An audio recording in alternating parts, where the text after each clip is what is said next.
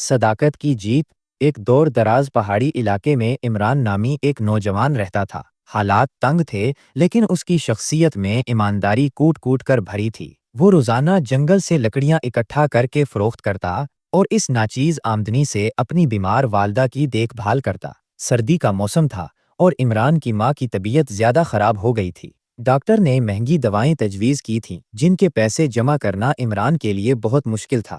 ایک دن وہ جنگل میں گہرائی تک گیا تاکہ زیادہ اچھی لکڑیاں جمع کر سکے۔ اچانک اس کی نظر ایک پرانے درخت کی جڑوں کے بیچ چمکنے والی شے پر پڑی۔ جھک کر دیکھا تو اسے یقین نہ آیا۔ یہ علاقے کے زمیندار کا گم شدہ سونے کا ہار تھا جس کے ملنے پر بڑا انعام رکھا گیا تھا۔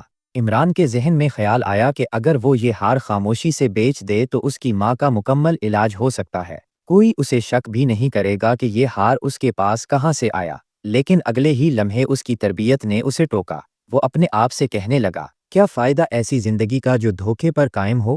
اس نے فیصلہ کیا کہ وہ ہار زمیندار کو واپس کرے گا، خواہ اس کا نتیجہ کچھ بھی ہو۔ جب وہ زمیندار کی حویلی پہنچا اور اپنی کہانی سنائی تو زمیندار دنگ رہ گیا۔ اس نے کہا، تم جانتے ہو کہ یہ ہار رکھ لینے پر کوئی تمہیں پکڑ نہیں سکتا تھا۔ تمہاری ضرورت بھی اتنی شدید ہے، پھر واپس کیوں لائے؟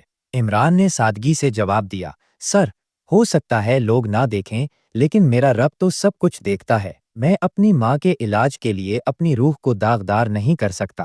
زمیندار کی آنکھیں نم ہو گئیں۔ اس نے فوراً اپنے ملازم کو بلایا اور کہا، اس نوجوان کی والدہ کو ہمارے خرچے پر بہترین ہسپتال میں داخل کروایا جائے۔ پھر عمران سے مخاطب ہو کر بولا، آج سے تم میرے معتمد ہو، میرے کاروبار میں اچھے عہدے پر تمہیں کام دیتا ہوں۔ کچھ ہی مہینوں میں عمران کی ماں صحتیاب ہو گئیں اور عمران خود بھی خوشحالی کی راہ پر گامزن ہو گیا۔ اس نے کبھی نہیں سوچا تھا کہ ایک چھوٹا سا فیصلہ، جھوٹ نہ بولنے کا فیصلہ، اس کی زندگی اتنی بدل دے گا۔